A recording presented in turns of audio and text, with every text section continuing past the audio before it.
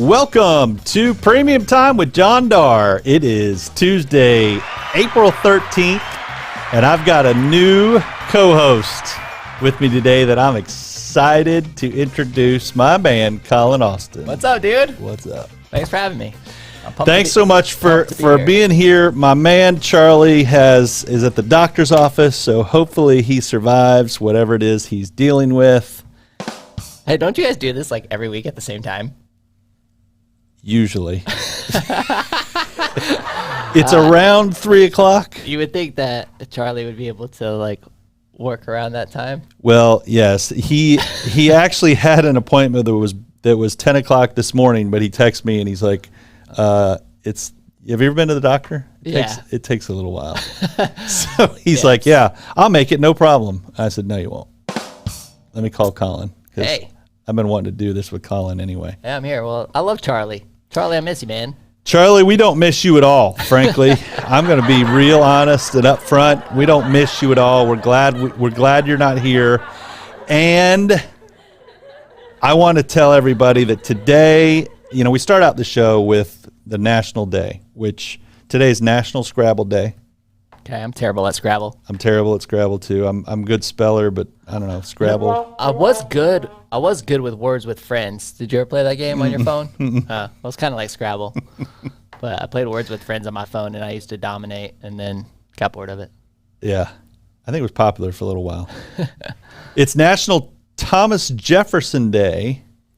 There you go, baby. Thomas Jefferson, you said, wrote the Independence or the Declaration. He drafted the Declaration of Independence at 33. Yeah, that's impressive. Impressive stuff. He's an important guy. National Make Lunch Count Day. Yeah, do you eat lunch? Look at me. Duh. I rarely eat lunch. Well, I'm a pro at eating lunch. I had some leftovers today, so that was my day today. So hopefully you made lunch count more than I did, because my day was not making lunch count. And if you need lunch, then go to our boy at Kyle over at Leonardo's Pizza. Look, I'm wearing the shirt. Cohen, yeah, Leonardo's, baby. He gave me the shirt. Love it. He loves you more than me. He's a sponsor of our show, too. I love Kyle. He's awesome. Business is picking up for him. I know pandemic just hammered him. He was killing it before the pandemic, and then it just went shh, and then but he does so much great stuff for the community. He does, man. He's awesome. He blows me away with all the stuff that he does. Even though, the restaurants in general have really been hammered with all the things going on in the pandemic, he was still donating money and food and pizza and it's just amazing to me the things that those in the community that give back can do, and so get out there and try to support those folks, because it's really important. Absolutely. To support them. But most important, today is National Peach Cobbler Day. I'm glad. It's National Peach Cobbler Day, and today I brought a homemade peach cobbler. Get out. Yep, homemade peach cobbler. So we're going to make a bowl of peach cobbler on this podcast and eat while we do this. So I'm going to tell you a little secret about this peach cobbler. Okay? So we'll see. We also have ice cream too. So if Elio's not producing this podcast, he can run and get the vanilla ice cream. We'll see what happens when he leaves. Sprint. When he leaves, then we can take over the buttons and push buttons that do stuff that here they go. That's you. I'll serve you first. Is that big enough? Oh, that's great, man. You need to eat. You're kind of skinny. This is true. So you made this? I didn't make this. I was about to say. My wife did. The best realtor in the world. Cheers to your wife. Holly Darr made this. Holly, it looks and smells really good. But I'm going to tell you a little secret about this peach cobbler. Okay. Can I eat while you do it? You can. Right. It is Peach Cobbler Day, but as some people may know, there are not really fresh peaches in the store. So here, I got to taste this and see how good or bad it is. That's great, man. That's so good. That's amazing peach cobbler. Oh, yeah, look at that. It actually is really good. Well, those aren't fresh peaches. So, we have comments. We have comments. Sean Morrison. What's up, guys? Sean Morrison. What's up, Colonial Sean? Hey, man, thanks for watching. I wish you were here to enjoy some of this fine peach cobbler with us because it is amazing. I'll eat your portion, though. Colin will eat your portion of peach cobbler. So this is a peach cobbler with not fresh peaches, it's really freaking good. Mm-hmm. I'm surprised. So what were they, like canned peaches or something? I don't know. I tell you what I should do is probably put the recipe in the comments. You should. So as soon as fresh peaches come out, which I guess are June, July, August. I have no idea, man. I have no. Why are you looking at me? I don't know. But fresh peaches are going to be great in the next peach cobbler. So, all right, it's time for the positive quote of the day. Here it is. Some of the world's greatest feats were accomplished by people not smart enough to know they were impossible. By some guy named Doug Larson. Do you know who Doug Larson is? I don't. Please fill me in. I don't either. I never know who these quotes come from. I don't know what they did or what they do. I just find them and put them in there. But it's really pretty good. I felt like, some of the world's greatest feats were accomplished by people who were not smart enough to know they were impossible. I remember when I started in business, I didn't know really what was possible or impossible. I just kind of put my head down and tried to sell insurance. And I had one goal when I was creating the insurance agency or building my book of business was I wanted to sell one more policy. And I always went back to that goal. As soon as I closed a deal or helped somebody with their insurance, I always knew that, okay, well, I just want to sell another policy and sell another policy. And that's what kind of kept me focused. When you were starting New Scooters for Less, did you have a goal? Did you have a set of goals or set of missions and that sort of stuff? Or did you tell us about that? Yeah, I mean, I think in business, the hard part is always that initial. It's kind of like those first couple of years where you don't have a lot of history to kind of look back on and be like, okay, we're kind of growing at this rate. So what can we ideally, plan for or set a goal for next year? I always thought that was kind of challenging, but no, very much the same thing. We always kind of did it by unit numbers, like how many scooters, right? Mm-hmm. One more scooter, mm-hmm. One more policy, one more scooter. Exactly. So it's very, very similar. Mm-hmm. Now, I remember when you first started, you had the, what did you call it? The 12 core values. Core values.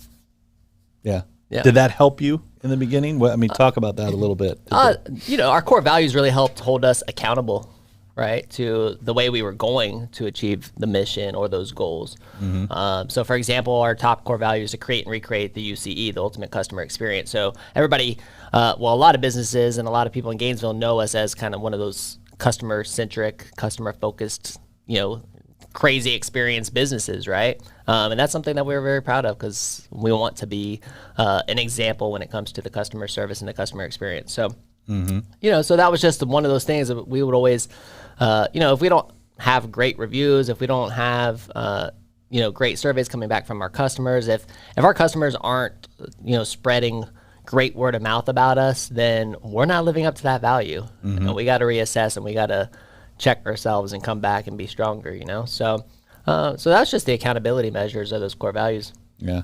I've always loved that. I remember when you first came out, when you had the scooter shop and you're growing, making it grow and that sort of thing. I always envied that, those core values because I think it probably helped your team understand what to do when you weren't around or, when you weren't there to answer questions or give them direction or whatever, it probably helped them. Hey, go back to these core values because that'll probably answer the. The thing that I like about core values the most is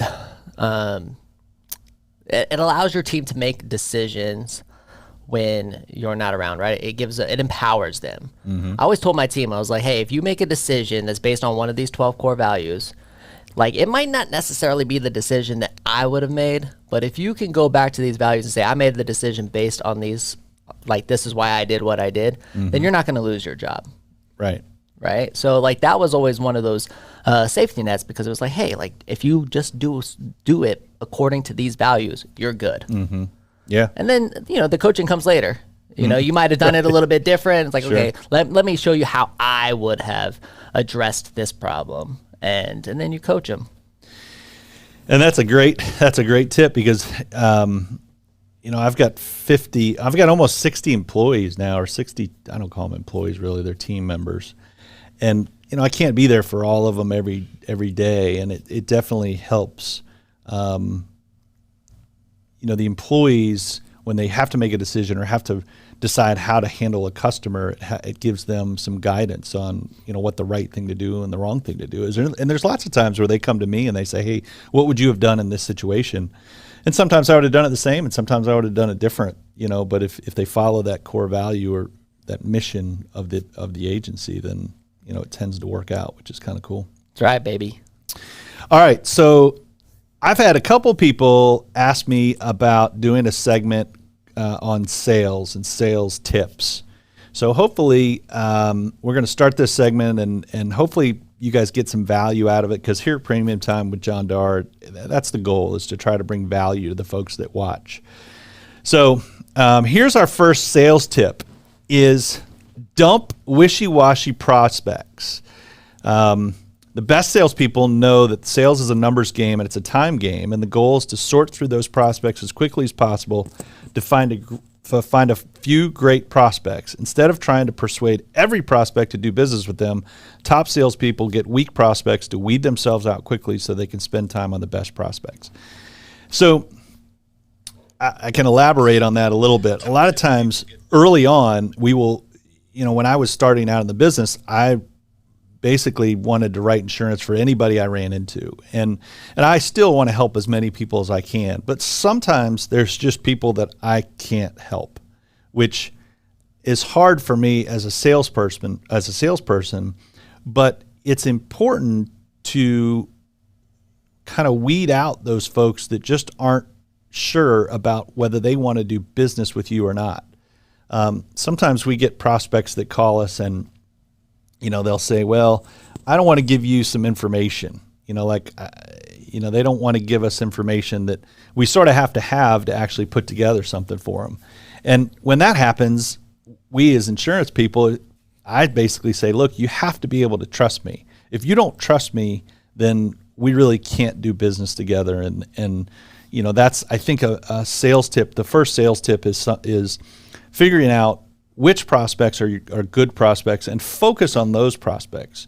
I'm sure people came by the scooter shop and were like, yeah, I don't know if I want to buy a scooter, and I'm just looking around and that sort of thing. And they end up wasting a lot of your time if they're not really committed to buying a scooter. Did that happen very much, or am I?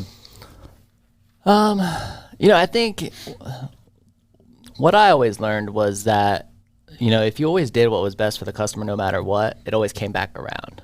Mm-hmm. You know what I mean? So if a customer comes into the showroom to buy a scooter and they're looking for something that we actually couldn't even help them with, or we couldn't assess their needs, like by helping them get to the right dealership to fulfill that need, actually paid off dividends later, because they remembered that and they would send their friends back and say, hey, like, we ended up not buying a scooter from this place, but I remember when we were looking, like, the experience was really great. And they treated us with respect, and they were really invested into making sure that we had the right scooter for us. And so I feel like that is what really kind of brought it around, if that makes sense. And I'm sure a lot of times when you in your busy season, August, when people are just lined up out the door to buy scooters, it was just like, hey, let's go. Either buy it or don't, but get out of the way. Or how do you handle that? I mean, that's not easy. It's so tough, because some people do walk into the showroom and they go, I want that one. All right. And like, you're excited. It's like, done. It's like, hey, John, I need that policy. Right. Right. But then you get the people who want to ask like a million different questions, and you got to invest in that relationship a little bit and spend more time in there. And so like, it's going to just be one way or the other, really. I mean, Did you guys do anything to figure out if they're going to buy a scooter or not? Like, were there any like questions that you asked that you could get them to commit to? I always had the mindset that if they were walking into our dealership, they were ready to buy a scooter. Somewhat interested. Yeah. Yeah. Like, I mean, sure. I don't know. I think people value their time so much now that just going to look, it's just not a very common thing anymore. Like, I don't feel like if you go and maybe I'm wrong. Maybe people go from car lot to car lot to car lot just to see what's there. But I have a feeling that most people who are going car shopping have done some homework. They've done the research. They know what kind of car they're looking for. They know what color they want or whatever, whatever fits their criteria, they're going out with that stuff in mind. And so it's very similar when it's with a scooter. They're coming in, they know the price range, they know what they're going to be using it for and how long they're going to need it and the brands they're interested in. They just kind of already know. Do people come to your shop knowing a little bit about the different scooters? Or, I mean, I know when I came to you, I was like, hey, I need a scooter for my daughter. Yeah. I didn't do any research. I was like, which one? But that's different, right? Because you trust the salesperson. Yeah, it's all and trust. It's like, hey, well, this is the one that I would get. Yeah, it was easy. Right? So that makes it super easy. But yeah, I would say the majority of people will have a very strong idea what they want, and they come in and they go, I want that one. Sean Morrison has another comment. Number one killer for sales agents are clients who can't make a decision. Oh, man. Telling me. Exactly. Well, and, the other thing with that is, have you ever seen salespeople like overtalk the sale? Oh. Where they basically lose it because they talk too much? Yes. And they're giving out too much information. Sometimes that client has kind of made the decision. You just need to shut up. Yeah, there is no doubt. I used to listen, and I still do sometimes, listen to phone calls within my agency as to, when agents are talking to prospects. And there were times that I'm listening to these phone calls going, okay, they're ready to buy it. Just ask them to buy it. Just, they're ready. Yep. No. You don't need to, and they'll go over replacement cost or this feature or other, whatever they're going over. And I'm thinking, they're ready. They're ready to buy. Yeah, they're done. They gave you a buying signal. And anyway, so. You know what your tip here kind of also reminds me of? It's a piece of advice that I normally give around networking.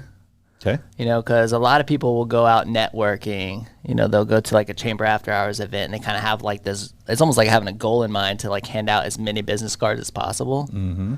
And you don't really build the relationship that way. You don't really build that connection, right? But if you go to a networking event with with this mindset of, all right, I'm going to walk away with 3 new friendships or 3 new relationships, and I'm going to, get into 3 healthy conversations here at this networking event, and then I'm going to follow up with those 3 people and have coffee with them later. Right? That's like really diving further into those relationships and making those prospects stronger prospects, and not only that, but just valuable relationships and friendships that might not necessarily buy an insurance policy from you, but remember you when it is time for their friend to, or whatever the case might be, right? Anytime I went to a network event, I was, whenever I went into the room, I said, look, everybody in this room needs insurance. Everybody has to buy insurance. So as far as a prospect goes, they were all my prospects. So, I never worried about trying to go through the room and go, okay, this guy might need a scooter, that guy might need a scooter. And I saw a stat that 83% of salespeople never ask for the, yes, thoughts. Tom is that Tom Galat, my man. Yes. Tom's amazing. What up, Tom? So that's kind of scary. That's a scary stat. And Tom's an expert salesperson too. That's a great statistic. I've never seen the statistic, but I will tell you the secret to my sales was always ask. It was a one word, ask. My dad taught me, he says, just ask, because you don't know where you are unless you ask them to buy. You can talk and tell them about features and all that kind of stuff, but until you ask them to buy whatever product is you're selling, you didn't know. So, you start out, he always used to say, when I start out, I'm at no.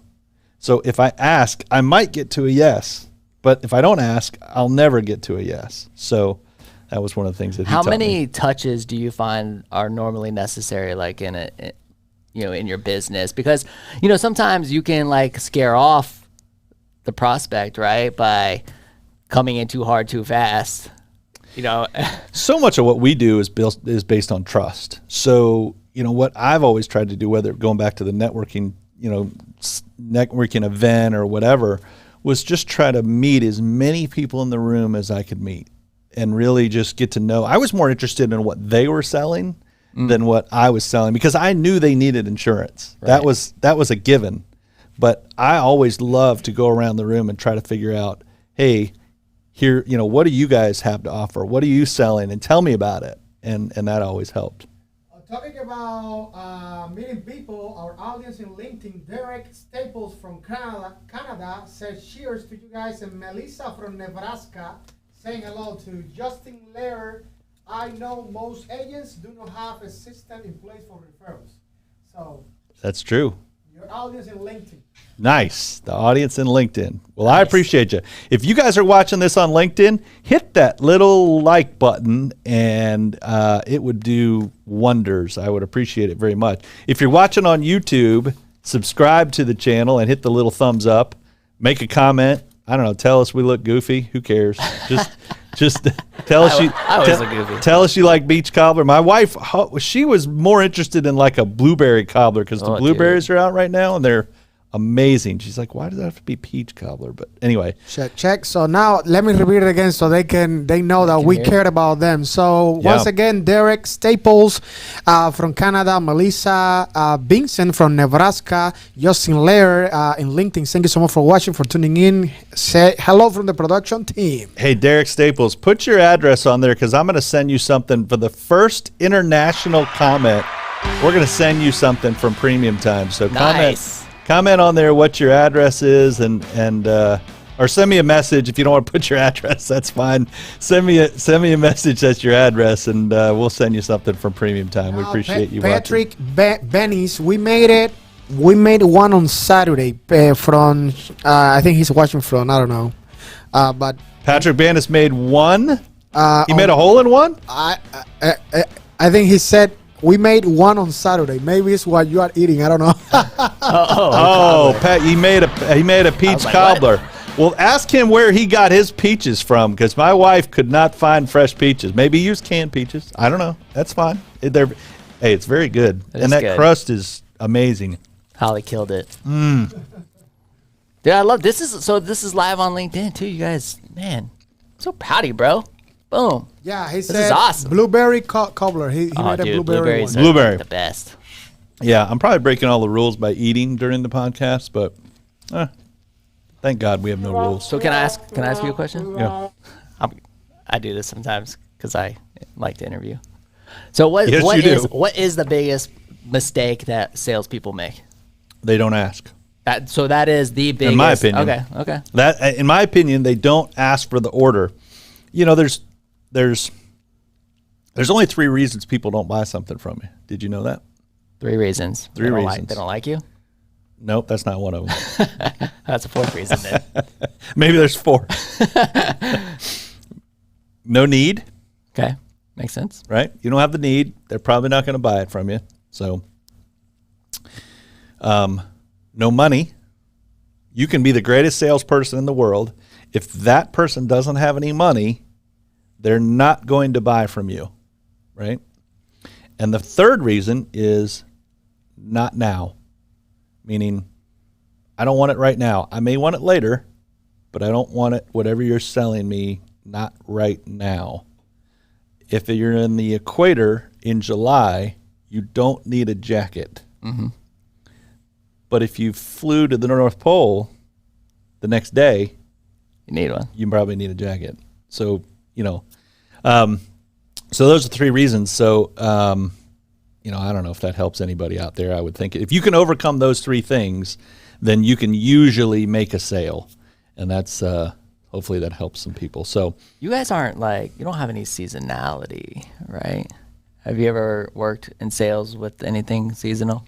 No. Just you, my man. Yeah. I mean, you were like the ultimate. It's I love sales, right? I love sales, but one of the things that is super challenging is our seasonality. Yeah. Right. And one of the things that I've noticed is when we get super busy, you kind of get into these times where it's you walk in and maybe you already know what scooter you want. You're like, oh, I want that one. Mm-hmm. Right. And so, but because you're so busy and there's so many other customers in the showroom, there's so many different things. It's you kind of want to hurry that transaction along, help them get taken care of, mm-hmm. and get to the next customer, right? But at the same time, I know I'm man, if we could just spend a little bit more time John Darr, maybe he'll get the helmet, maybe he'll get the lock, maybe he'll get the weather cover. Maybe you'll be able to add on those extra policies and ask him, hey, do you need a helmet? Do you need a lock? Right. No, for sure. And so we try to keep like checklists to like remind our sales team, but still it's because of the seasonality. It's always like rush. I mean, I don't know if you know this, the record, we sold 42 scooters in one day. Holy cow. Yeah. Crazy. That is nuts. Yeah, I mean, as much as I liked it, I didn't like it. You know what I mean? Like I liked it, and I didn't like it. Well, you can go back, I'm sure, and go back and say, okay, we didn't sell this person a helmet, or we didn't sell this person, sure. Why didn't we? Now we got to go back to these, because they need a helmet, whether they wear it or not. Courtney Darr, you better be wearing your helmet. So we have another comment from Justin Layer. He's saying, John Darr, who do you take for the Masters? My picks were junk. My picks were junk. All right, do you want me to talk about the Masters? My pick was not Hideki Matsuyama. It was not. So I have a college buddy of mine that we text every year on Wednesday before the Masters. And my 3 picks were Bryson DeChambeau was one of my picks. He was terrible on Thursday and never really recovered. My other pick was what up, Charles? Oh, my other pick was Matthew Fitzgerald. Charles Ricky. My other pick was Matthew Fitzgerald, which he did pretty good. He made the cut and did okay, but he didn't win. So I did not pick Matsuyama. It was a really boring Masters because he was up by 3 or 4 most of the Sunday, and it wasn't until the end that he kind of got close, and Schauffele just hit the worst shot on 16 that he shouldn't have hit that shot. I don't know what I think his caddy probably messed up more than anything, because as soon as he took that 8-iron out, if I was the caddy, I would have been like, what's that movie where he takes the club and breaks it over his knee? And it's probably cerebral. Yeah, I don't know. Happy Gilmore? Yeah, one of them. I don't know.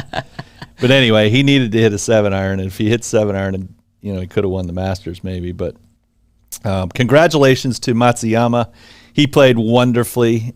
First Japanese golfer to win a major. Awesome. So that was really cool. I was excited for him, and he won the Masters by 1. Second place was a kid named Will Zalatoris. Nobody's ever heard of. Completely out of left field. Young kid that played amazing, and you will see more of him. He's an ultra talented kid.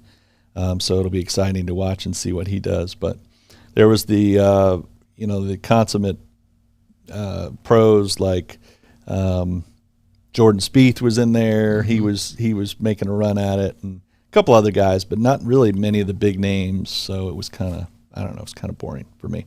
Do you do a bunch of deals on the golf course, John? I do. Yeah. You're one of those business guy. I don't do as many as I used to do.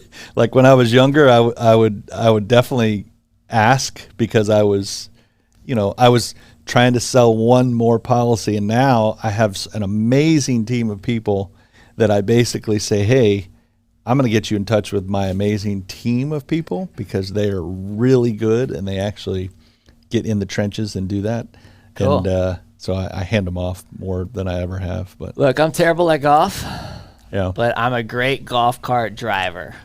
I love it. If you guys ever need a golf cart driver, Colin Austin is the man. Know. So talking about golf, Patrick Bennis on LinkedIn, that is, by the way, we're on fire on LinkedIn. He's saying, I heard that the Masters win is worth $1 billion for Matsuyama in Japan.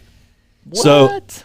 So I think the prize money is $2 million. But Patrick Bennis, thank you for the comment. You were my man, Patrick Bennis. We're having Leslie on next week for the amazing give. We can talk about that.